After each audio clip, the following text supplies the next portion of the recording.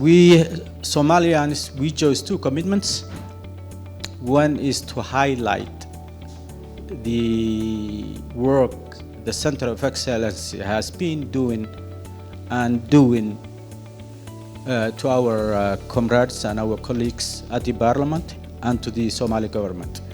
That is, I'm not going to say much about that because that will be ongoing. It's not something that have a deadline. It's something that we will be doing whenever opportunity rises. The other commitment was that to increase the number of women in our parliament. Currently, it's sitting at 24%. And in our constitution, 30% is enshrined. We decided that since the 30% is already in the constitution, all we need is to enforce it. And the barriers that exist at the moment is that how our members are chosen is not one man, one vote yet. We're not there yet. We're working and striving toward it, but it's not there yet. 60% of Somali girls did not complete intermediate school, which makes them dependent to men, which also makes them marry early, become adults early because of economic reasons. So,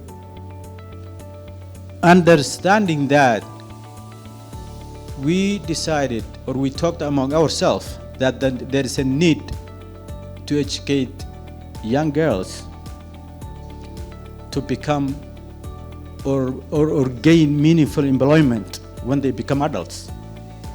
And to do that, they have to have education. Schools have to be available. Free government schools have to be available. We are going to make sure that with the help of our other colleagues, that we set up the child welfare, complete the child welfare laws that will have parents make sure that girls go to school, because the public schools are going to be free, but it will not do anything for girls unless they go to school and take advantage of that school. So we are talking among ourselves that we would have a law that says until grade 11, it's compulsory parents to send girls and boys to school. We do have challenges, everybody knows that. We have challenges. But lately we're making progress fighting against Al-Shabaab. We mobilize it. And ATMIS is there, and the Somali National Army was supposed to take over from ATMIS the whole responsibility of security. We have issues with SNA. Yes, there are issues as well. About their loyalty. Are they loyal to their clans? Are they loyal to the Somali National Army? Are they loyal to the member states, federal member states? Those were the issues that we were trying to address in Somalia. And suddenly, we have this issue of Ethiopia. Going back to Somalia, after so many years, we realized that it is good to coexist, to live together, rather than fighting. In every border, you have one tribe from both sides, from that side and the other side.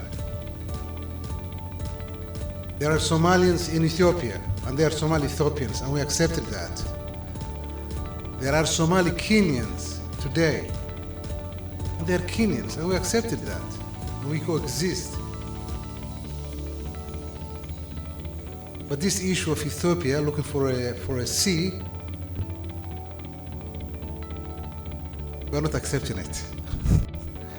I'm not saying we accept that, in terms of a commercial and a friendship way, but they need to go through the right channels. That's the issue. They need to go through the right channels, which is the federal state. We have our own problems between Somalia and Somaliland. We are trying to put the things back together and negotiate peacefully and eradicate that mistrust between the Somalis, between the north and the south, and bring the things back together. An MOU, Memorandum of Understanding, signed by Somaliland, is not official. What we are saying is, we are here to help Ethiopia to have a piece of land, a piece of sea, for commercial reasons. We don't mind that. But what we do mind is annexation, taking a piece of land from Somalia and putting it to Ethiopia. Now, what is the impact of that onto Al-Shabaab? They start mobilizing the people in a national mood. Say, we Somalis, Ethiopia must not take our land. They don't have the right to do that. And they started radicalizing people with different ideas. Those helps Al-Shabaab. It helps a lot Al-Shabaab.